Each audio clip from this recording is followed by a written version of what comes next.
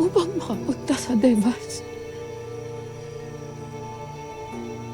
Ginagamit mo lamang pala ako. Anak, Huwag mo akong tatawaging anak kung ang aking kapatawaran ay may kapalit ng papakinabangan mo lang. Eterna, hindi ko to ginagawa para lamang sa akin. Ito ay para sa ating dalawa. Lalo na para sa iyo. Upang maghilom ang lahat ng daladala mo dyan. Ang lahat ng sakit na naidulot ko para ilumalim ng sugat mo. Ngunit hindi ito paghilom ng aking mga sugat.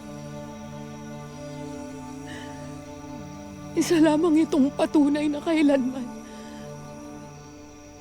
hindi mo hinangad ang aking paggaling.